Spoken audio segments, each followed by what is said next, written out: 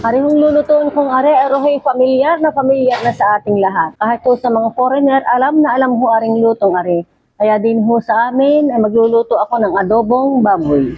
Isa na ho tayo ng bawang. Ng ating sibuyas. Lalagay na ho natin ang baboy. Ariho ay ayan. Kambayado ho ang tawag sa amin din eh. Natin muna ho, palalambutin ng kaunti. Lalagyan ko ho siya ng kaunting tuyo para ho tumalab. Mamaya ko uli lalagyan. Tatakpan muna ho natin, palalambutin natin ng 4-10 minutes. Piprito ko muna ho aring patatas. Okay na ho aring patatas. Pagka ho aring iganaan sabaw, ay atin muna ho aring papupulahin ng bahagya. Piprito natin ng bahagya sa kanyang sariling mantika. Yan, iganaho aring baboy na rin, iganaho ang sabaw. At hindi niya ho magmamantika. Yan. Ipirito ho natin ng bahagya. Ari ho ay naipirito ko na ng bahagya. At pagka ho aring garning medyo mapulang-pula na, ay saka ko na ho ilalagay ang ating sangkap. Nalagay ko na ho ang ating pineapple juice. Oyster sauce.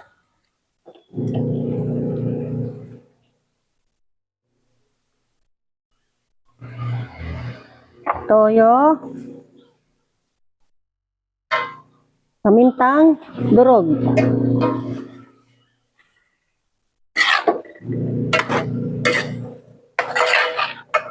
lalagyan ho natin ang bagyang ng isang tasan tubig. Ari ho ay palalambutin na natin din eh. Atin na ho aring tatakloban. Pagka ho ari garning manti-mantika na at ari paiga na, ay ari ho ay napakasarap na ng pagkakatimpla, pagkakaluto. Lalagyan ko muna ng kaunting binis mix at kaunting sugar.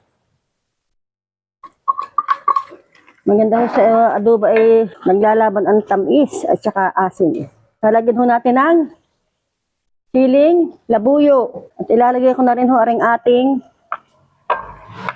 patatas. Mamaya ho aring sa iba. Lalagyan ho natin ng kaunting-kaunti lang sukat dahil aring may pineapple juice na. Tikman na ho natin. Sarap ng adobong baboy. Kaya panama na ho ang templang are at arho ay okay na ho. Are na ho ang naluto kong adobo. Ang favorite nating lahat.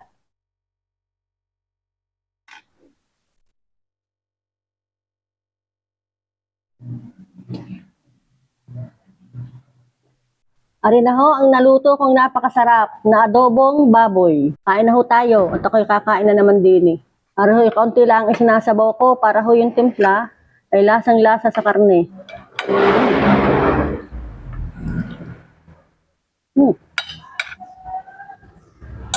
Tama-tama, napakasarap po ng timpla.